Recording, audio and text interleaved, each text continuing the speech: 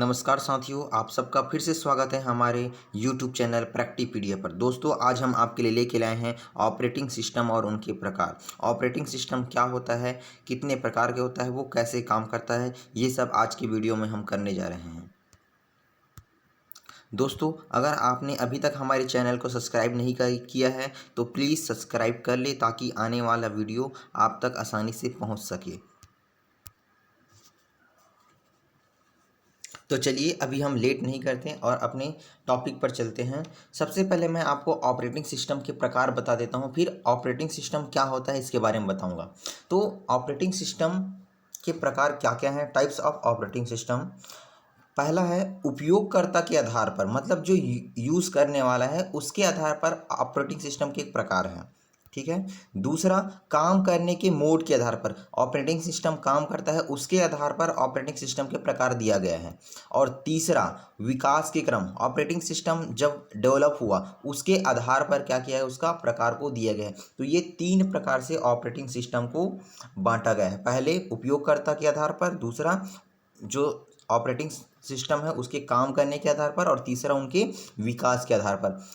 लेकिन ये तो हुआ इनके प्रकार भाई, तो हमको पहले ये जानना पड़ेगा कि ऑपरेटिंग सिस्टम होता क्या है ना। तो चलिए देखते हैं ऑपरेटिंग सिस्टम होता क्या है। ऑपरेटिंग सिस्टम एक सिस्टम सॉफ्टवेयर है, इसको कार्य करने के आधार पर, उपयोग के आधार पर और उसके विकास क्रम के आधार पर कई प्रकार से बांटा गया है। आइए जानते हैं ऑपरेटिंग सिस्टम के प्रकार। अभी मैंने आपको ऑपरेटिंग सिस्टम के बारे में बताया। तो ऑपरेटिंग सिस्टम क्या होता है, एक सिस्टम सॉफ्टवेयर होता है। ऑपरेटिंग सिस्टम क्या है, एक सॉफ्टवेयर है सिस्टम का। ठीक है, उसको मैंने अभी इससे पहले आपको बताया कि कैसे उसको डिवाइड किया गया है। ठीक है, आगे बढ़ते हैं। तो पहला हमारे पास था उपयोगकर्ता के आधार पर ऑपरेटिंग सिस्टम को दो भागों में बांटा गया है। ठीक है, हमारा पहला जो था प्रकार में, उसका क्या है, उपयोगकर्ता के आधार पर है ना। उपयोगकर्ता के आधार पर ऑपरेटिंग सिस्टम के प्रकार। तो उपयोगकर्ता के आधार पर क्या किया गया है, उसको दो भागों में बांटा गया है। पहला भाग में क्या है, सिंगल यूजर ऑपरेटिंग सिस्टम, और दूसरा है multi user operating system. Single user मतलब नाम से समझ आ रहा है कि कोई भी चीज़ वो सिंगल ही यूज़ करेगा। मल्टी यूज़र में क्या होगा, दो या दो से अधिक लोग यूज़ करेगा, है ना। तो चलिए आगे बढ़ते हैं, इसमें देखते हैं single user operating system. Single user operating system क्या होता है, देखिएगा ध्यान से। Single user operating system computer पर एक बार में एक ही यूजर को कार्य करने की अनुमति देता है। सिंगल यूजर नाम से ही आपको स्पष्ट हो रहा है कि ऐसा ऑपरेटिंग सिस्टम जिसमें कंप्यूटर पर एक बार में एक ही यूज़र क्या है, कार्य कर सकता है। यानी यहाँ पर एक साथ एक से अधिक यूज़र अकाउंट नहीं बना सकता, केवल एक ही व्यक्ति काम कर सकता है। उदाहरण के लिए MS DOS, विंडो 95, 98। ठीक है, तो ये एग्ज़ाम में आता है कि MS DOS या विंडोज़ या 95, 98 जो भी है, ये सब क्या है, एक बार में सिर्फ एक ही यूज़र को कार्य करने की अनुमति देता है। ठीक है, तो एक बार में एक ही यूज़र को कार्य करने की अनुमति जो देगा वो क्या हो जाएगा, सिंगल यूज़र ऑपरेटिंग सिस्टम हो जाएगा। ठीक है, आगे बढ़ते हैं। Multi user operating system. Multi user operating system क्या होगा, देखिएगा। ऐसे ऑपरेटिंग सिस्टम जिसमें आप एक से अधिक यूज़र अकाउंट बना सकते हैं। सिंगल में क्या था, सिर्फ एक ही व्यक्ति काम करेगा, मतलब एक ही यूज़र काम करेगा और एक ही यूज़र वहाँ पे अकाउंट बना सकता था। लेकिन मल्टी यूज़र में क्या है, एक से ज़्यादा लोग काम कर सकते हैं और अपना अकाउंट वहाँ पे बना सकता है। उन पर काम कर सकते हैं, मल्टी यूज़र ऑपरेटिंग सिस्टम कहलाते हैं। ठीक है, मतलब एक या एक से ज़्यादा व्यक्ति या यूज़र उस पर काम कर सके, उसे हम क्या कहेंगे, मल्टी यूज़र ऑपरेटिंग सिस्टम कहेंगे। इसमें प्रत्येक यूज़र को कंप्यूटर से जुड़ा एक टर्मिनल दे दिया जाता है। उदाहरण के लिए लाइनेक्स, यूनिक, विंडोज़ के आधुनिक वर्जन। ठीक है, तो देखो लाइनेक्स क्या होता है, मल्टी यूज़र ऑपरेटिंग सिस्टम होता है। तो एग्ज़ाम में आता है कि सिंगल यूज़र ऑपरेटिंग सिस्टम को पहचानिए, तो उसमें आपको ऑप्शन दे दिया रहेगा, है ना। और कई बार क्वेश्चन आता है मल्टी यूज़र ऑपरेटिंग सिस्टम को पहचानिए, तो उसमें ऑप्शन दे देगा लाइनेक्स, यूनिक, विंडोज़, इस टाइप से कुछ ऑप्शन दिया रहेगा। आगे हम MCQ क्वेश्चन करेंगे तो आपको और अच्छे से क्लियर होगा, है ना। तो मल्टी यूज़र क्या है, जिसमें एक से ज़्यादा व्यक्ति एक साथ काम कर सकता है। अगर सिंगल व्यक्ति काम कर रहा है तो वो क्या होगा, सिंगल यूज़र ऑपरेटिंग सिस्टम होगा, और एक से ज़्यादा काम कर रहे तो क्या होगा, मल्टी यूज़र ऑपरेटिंग सिस्टम होगा। नेक्स्ट, काम करने के मोड के आधार पर भी इसे दो भागों में बांटा गया। अब हमने दूसरा प्रकार पढ़ा था काम करने के मोड के आधार पर, तो काम करने के मोड के आधार पर भी इसको क्या किया गया है, दो पार्ट में बांटा गया है। पहला है character user interface, character user interface, और दूसरा है ग्राफिकल यूजर इंटरफेस। ठीक है, फर्स्ट क्या दिख रहा है आपको, कैरेक्टर यूजर इंटरफेस, और दूसरा है ग्राफिकल यूजर इंटर। तो चलिए देखते हैं पहले कैरेक्टर यूजर इंटरफेस क्या होता है। कैरेक्टर यूजर इंटरफेस, देखिए इसमें कैरेक्टर यूजर इंटरफेस को कमांड लाइन इंटरफेस के रूप में जाना जाता है। इस प्रकार के ऑपरेटिंग सिस्टम में टाइपिंग के द्वारा कार्य किया जाता है। ठीक है, क्या बोल रहे हैं यहाँ पे, देखिए कैरेक्टर यूजर इंटरफेस को कमांड लाइन इंटरफेस के रूप में जाना जाता है। कमांड लाइन इंटरफेस के रूप में किसे जाना जाता है, तो कैरेक्टर यूजर इंटरफेस को कमांड लाइन इंटरफेस के रूप में जाना जाता है। इस प्रकार के ऑपरेटिंग सिस्टम में टाइपिंग के द्वारा कार्य किया जाता है। टाइपिंग है ना, कीबोर्ड का यूज़ करके टाइपिंग करके काम किया जाता है। इसमें विशेष प्रकार की कमांड दी जाती है। कंप्यूटर को ऑपरेट करने के लिए और केवल टेक्स्ट का उपयोग किया जाता है। इस प्रकार के ऑपरेटिंग सिस्टम का एक अच्छा उदाहरण है MS DOS। ठीक है, MS DOS एक ऐसा है जिसमें सिर्फ क्या है, हम उसमें टाइपिंग करके ही वर्क करते हैं। ठीक है, तो ये क्या हुआ, कैरेक्टर यूजर इंटरफेस, मतलब उसकी जो भी लिखावट है उसके अकॉर्डिंग उसका प्रकार। आगे बढ़ते हैं, सेकंड नंबर था हमारे पास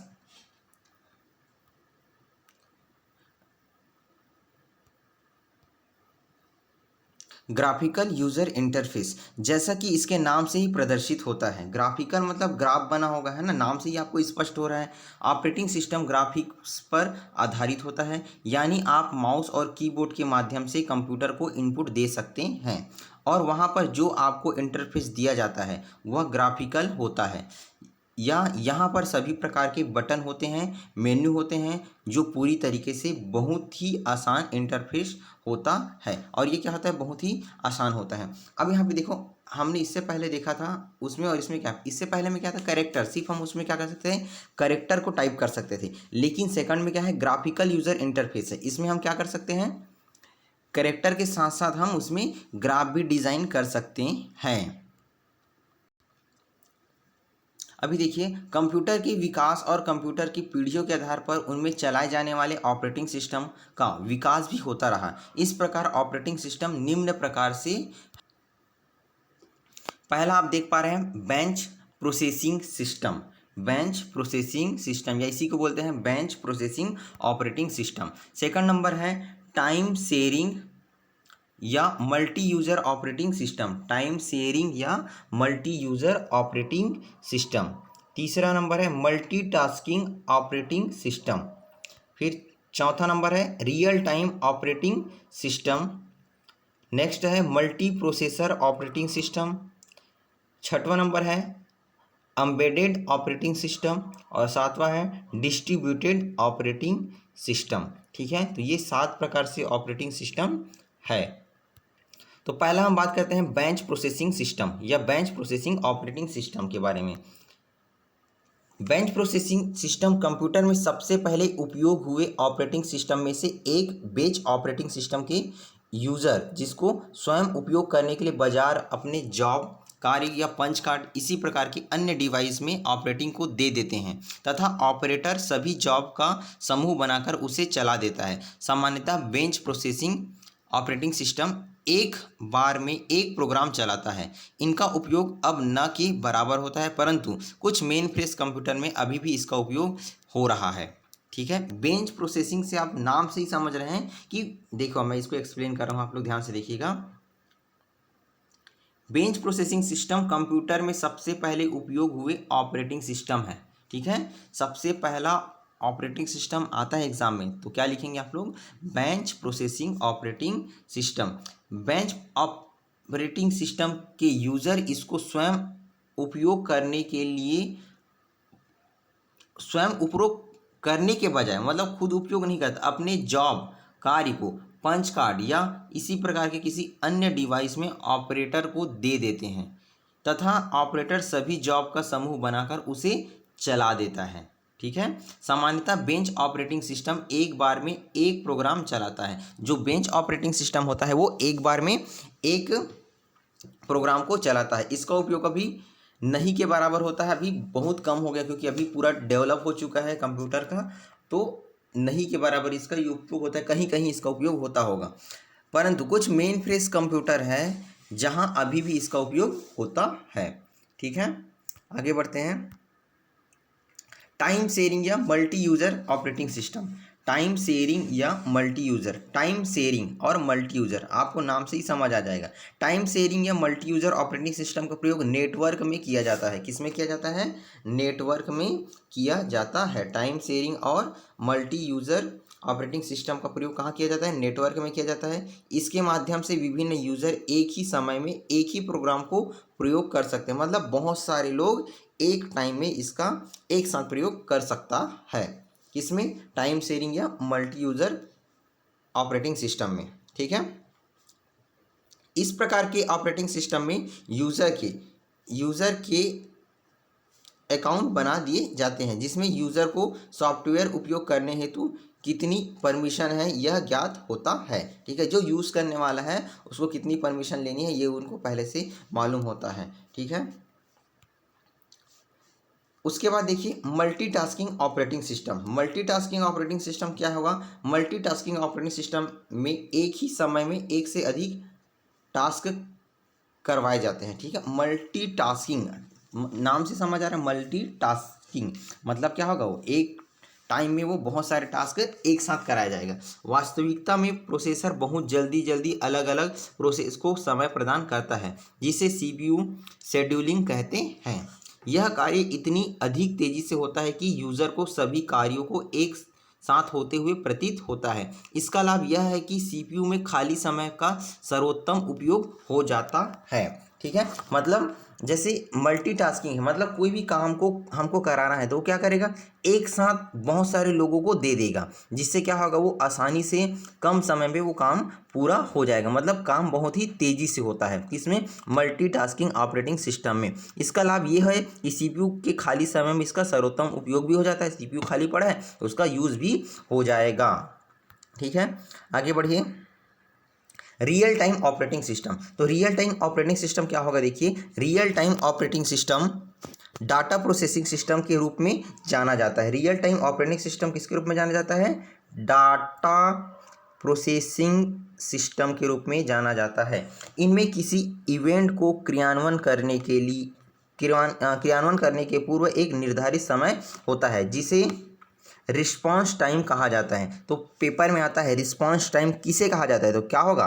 किसी इवेंट को क्रियान्वित करने के लिए एक पूर्ण निर्धारित समय को ही रिस्पॉन्स टाइम कहा जाता है। नोट करके रखिएगा, रिस्पॉन्स टाइम किसे कहते हैं कंप्यूटर की भाषा में? तो क्या होगा?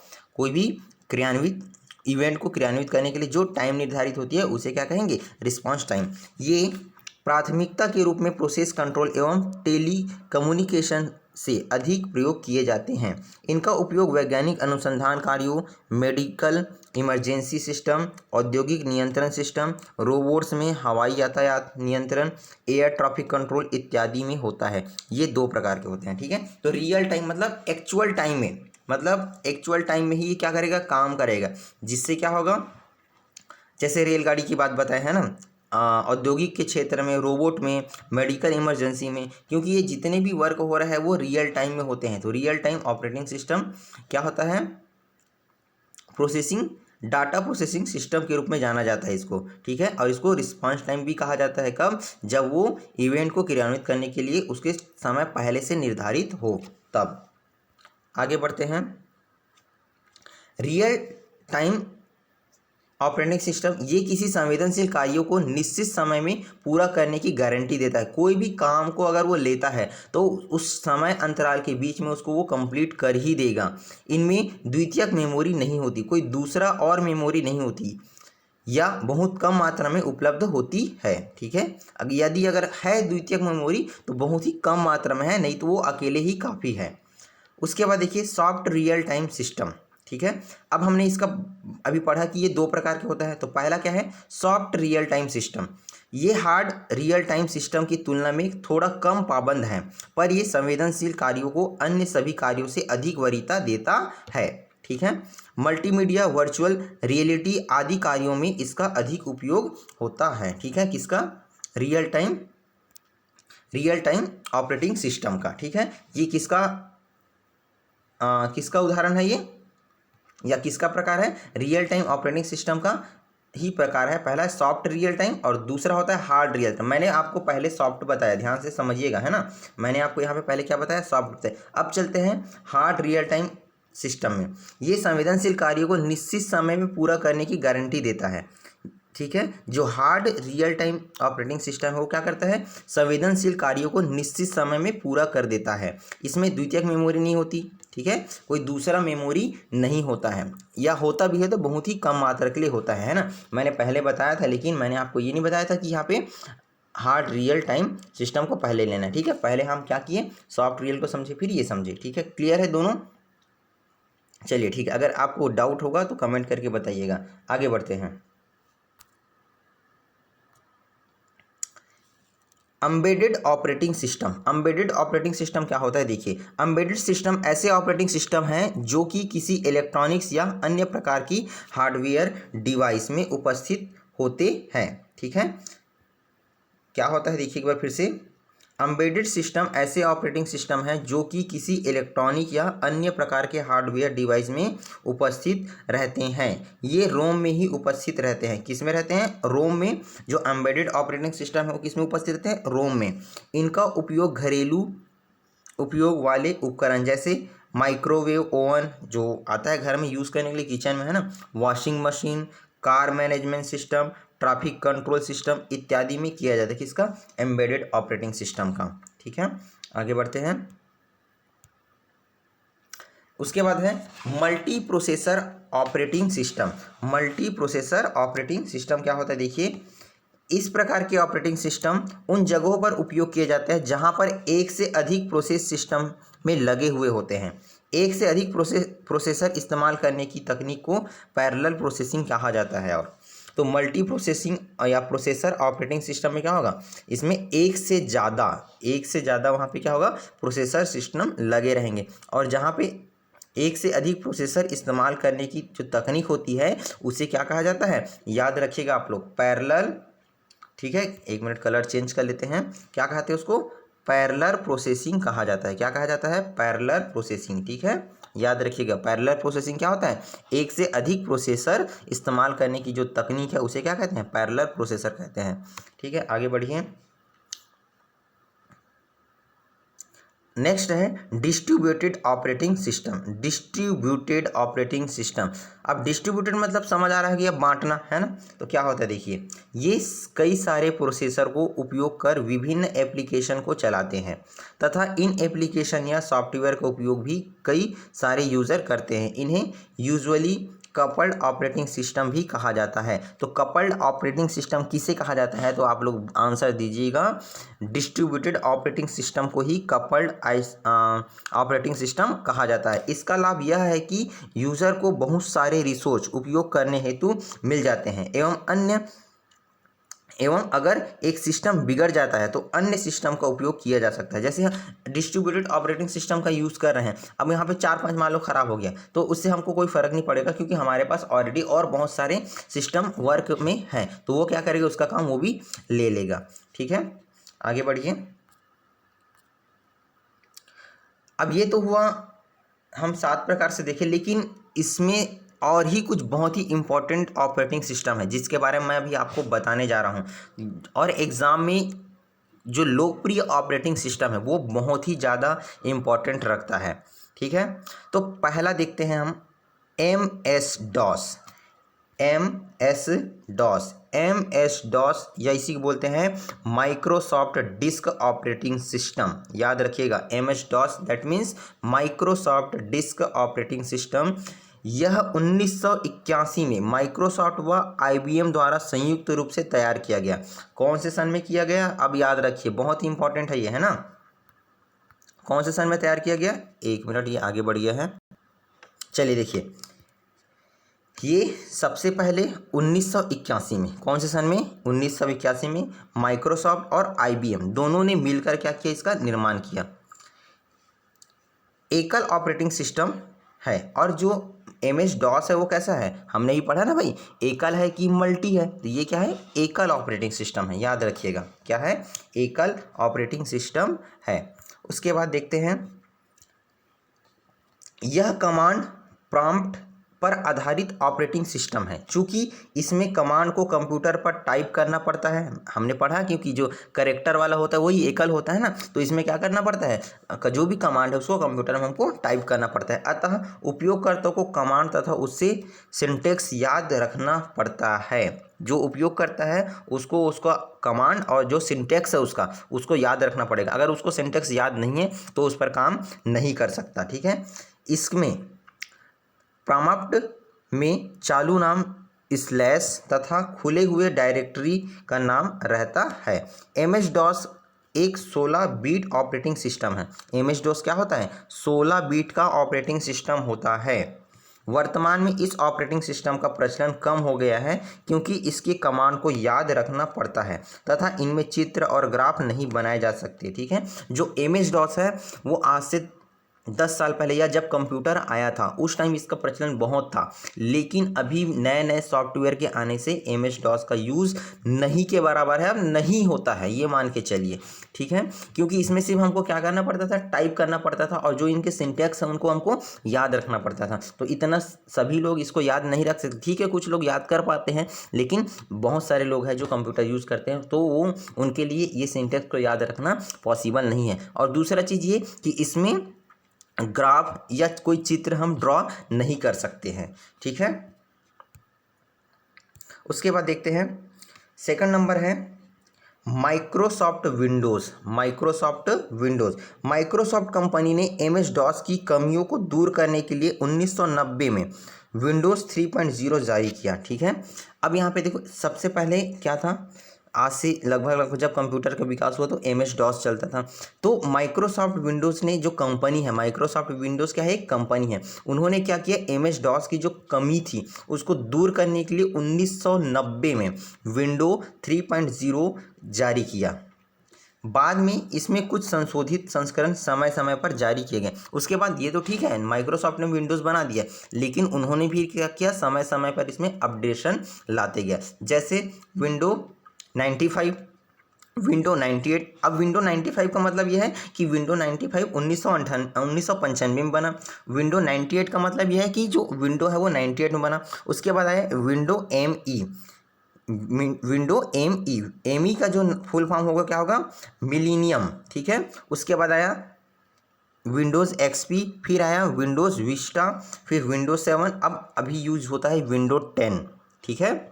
तो ये विंडो की जो कंपनी है या माइक्रोसॉफ्ट की जो कंपनी है, उन्होंने क्या किया, सबसे पहले जो MS DOS उसको कमी को दूर करने के लिए क्या किया, 1990 में 3.0 जारी किया है ना, विंडोज़ 3.0 जारी किया। उसके बाद उन्होंने धीरे धीरे अपडेट किया। 1995 में उन्होंने क्या किया, 1995 में विंडोज़ 95, फिर 98 में 1998 में विंडोज़ 98, और उसके बाद फिर विंडोज़ ME, फिर विंडोज़ XP, फिर विंडोज़ विस्टा, फिर विंडोज़ 7 और विंडोज़ 10 आदि, ऐसे आगे और इसका अपडेशन होगा भविष्य में। उसके बाद देखिए, विंडोज़ ऑपरेटिंग सिस्टम की कुछ विशेषताएं इस प्रकार है। जो विंडोज़ ऑपरेटिंग सिस्टम है उसकी विशेषता क्या है, देखिए, पहला, यह ग्राफिकल यूज़र इंटरफेस GUI पर आधारित है, अतः इसे सीखना और इस पर कार्य करना आसान है, ठीक है। जो विंडो ऑपरेटिंग सिस्टम है किससे बना होता है, ग्राफिकल यूज़र इंटरफेस पर आधारित होता है, इसलिए इसको हम आसानी से काम कर सकते हैं और आसानी से सीख भी सकते हैं। दूसरा, इसमें चित्र, ग्राफ तथा अक्षर के कार्य किए जा सकते हैं, ठीक है। चित्र बना सकते हैं, ग्राफ बना सकते हैं, और कोई भी अक्षर को हम वहाँ पे लिख सकते हैं।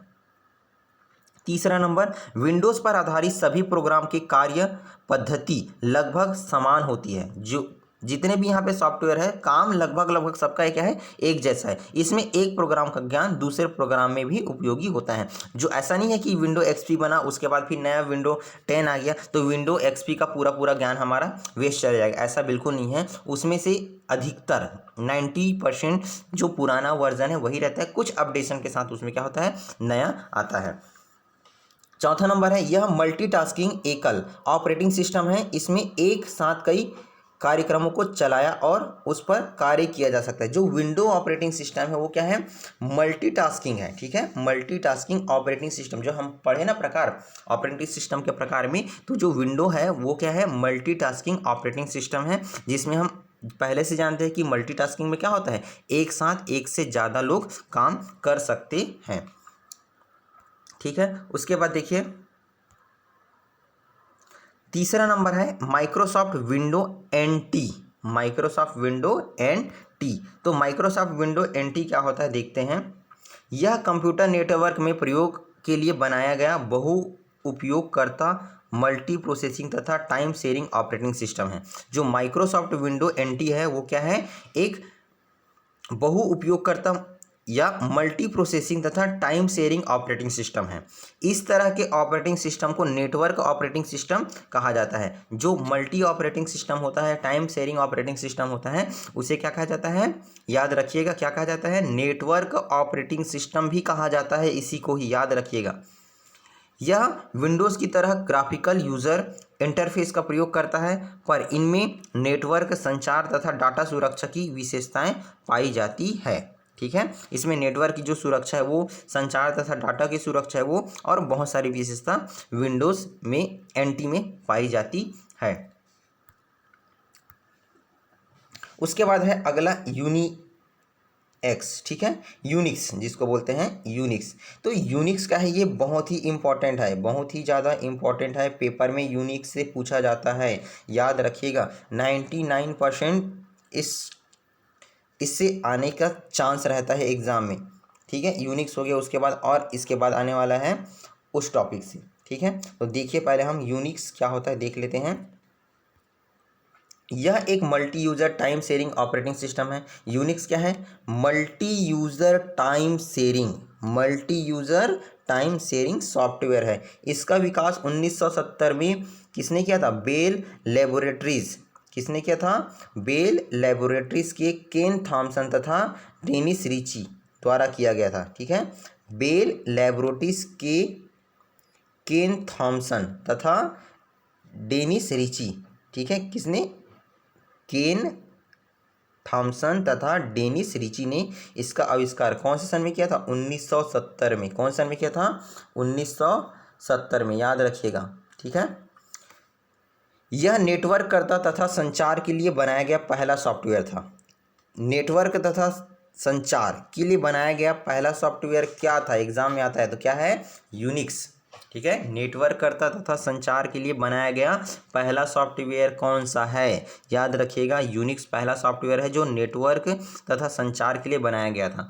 नेटवर्क तथा डाटा की सुरक्षा इसकी विशेषता रही है। Unix high level language C भाषा को लिखा गया पहला ऑपरेटिंग सिस्टम सॉफ्टवेयर है। ठीक है, और एग्जाम में आता है ऐसा कौन सा सॉफ्टवेयर है जहाँ पे हाई लेवल लैंग्वेज सी भाषा को लिखा गया है, तो उसका आंसर भी क्या होगा, यूनिक्स ही ऐसा सॉफ्टवेयर है जहाँ सबसे पहले हाई लेवल लैंग्वेज सी भाषा को लिखा गया। पहला ऑपरेटिंग सिस्टम सॉफ्टवेयर क्या है, यूनिक्स ही है। इसका मुख्यतः वेब सर्वर के लिए किया जाता है। इसका उपयोग किसके लिए किया जाता है, वेब सर्वर के लिए इसका यूज़ किया जाता है। आगे देखिए, यूनिक्स के बाद आता है लिनक्स। क्या आता है, लिनक्स। ठीक है, दोनों का नाम सेम है, कंफ्यूज नहीं होना। उसमें क्या होगा, यू होगा, इसमें क्या होगा, एल होगा। लिनक्स क्या होता है देखते हैं। Linux operating system personal computer के लिए बनाया गया है। किसके लिए बनाया गया है, लिनक्स पर्सनल कंप्यूटर के लिए बनाया गया है। मल्टी यूज़र मल्टीटास्किंग तथा मल्टी प्रोसेसिंग सॉफ्टवेयर है। और लिनक्स क्या है, मल्टी यूज़र भी है, मल्टीटास्किंग भी है, ठीक है, और मल्टी प्रोसेसिंग भी है। यह मुफ्त में उपलब्ध ओपन सोर्स ऑपरेटिंग सिस्टम है। और लिनक्स क्या है, ओपन सोर्स ऑपरेटिंग सिस्टम है। आपके सिलेबस में है ना, जो पटवारी के और छात्रावास अधीक्षक है, उसमें ओपन सोर्स सॉफ्टवेयर, तो मैंने इससे पहले इस टॉपिक पर, ओपन सोर्स टॉपिक पर एक वीडियो पहले से डाल चुका है। आपको अगर उससे रिलेटेड कोई क्वेश्चन है तो क्वेश्चन भी डाला गया है, आप उसको पहले देख लीजिएगा। इसका विकास नेटवर्क के प्रयोग के लिए किया जाता है। तो जो लिनक्स है उसका उपयोग किसके लिए किया जाता है, नेटवर्क के, इसका उपयोग विकास नेटवर्क के प्रयोग के लिए किया गया है। ठीक है, जो लिनक्स है उसको क्यों बनाया गया है, नेटवर्क के प्रयोग के लिए। ठीक है, आगे बढ़िए। लिनक्स लिनक्स ऑपरेटिंग सिस्टम का विकास कब हुआ, किसने बनाया भी जानते हैं। लिनक्स ऑपरेटिंग सिस्टम का विकास लिनस टोरवाल्ड्स, ठीक है, लिनस टोरवाल्ड द्वारा 1992 में किया गया। किसके द्वारा किया गया? लिनस टोरवाल्ड द्वारा। किसके द्वारा? लिनस टोरवाल्ड द्वारा 1992 में इसका विकास किया गया। लिनक्स ऑपरेटिंग सॉफ्टवेयर का नाम उन्हीं के नाम पर पड़ा, और जो वैज्ञानिक थे, जो साइंटिस्ट थे, उन्हीं के नाम पर क्या उसका सॉफ्टवेयर का नाम रख दिया गया। यह मुफ्त में उपलब्ध एक ओपन सोर्स सॉफ्टवेयर है, ठीक है। जो लिनक्स है वो क्या है? ओपन सोर्स सॉफ्टवेयर है, इसको हम मुफ्त में डाउनलोड कर सकते हैं। हालांकि इसका ट्रेडमार्क अभी इसमें विकासकर्ता लिनस टोरवाल्ड के पास है, ठीक है। इसका जो ट्रेडमार्क है, इसका जो जितना भी कंट्रोल है वो किसके पास है? जो बनाने वाला था, जो डेवलपर था, उसके पास उसका पूरा कंट्रोल है। लिनक्स का सोर्स कोड सबके लिए खुला है। जो सोर्स कोड होता है वो सबके लिए लिनक्स में खुला रहता है, सभी कोई आके उसमें यूज़ करके जा सकता है, जिसमें किसी भी प्रोग्रामर द्वारा सुधार किया जा सकता है। लिनक्स एक बार 32 बिट ऑपरेटिंग सिस्टम है, ठीक है। लिनक्स क्या है? एक 32 बिट ऑपरेटिंग सिस्टम है। लिनक्स का पहचान क्या है? लिनक्स का जो पहचान है वो है मस्कट, ठीक है, मस्कट या टस्क नामक पेंगुइन जो चिड़िया होती है, देखे होगे आप लोग, चिड़िया नहीं बोल सकते, नदी में जो होती है ना। मैं भी आपको एक डायग्राम से दिखा रहा हूँ क्या होता है, देखो दिख रहा है, पेंगुइन, इसको बोलते हैं पेंगुइन ऑपरेटिंग सिस्टम है, और ये क्या है? लिनक्स ऑपरेटिंग सिस्टम है, ठीक है। अब आते हैं कुछ इंपॉर्टेंट पॉइंट। ये इंपॉर्टेंट पॉइंट है, आप लोग ध्यान से सुनिएगा।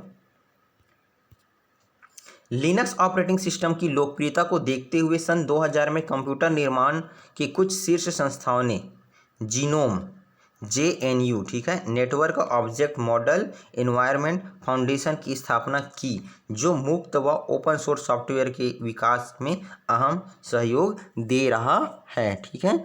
और ये पेंगुइन किसके लिए होता है? लिनक्स के लिए होता है यूज़, ठीक है। इसका सिंबल है, इन्होंने रखा है। आगे बढ़िए। नेक्स्ट है हमारे पास एंड्रॉयड ऑपरेटिंग सिस्टम।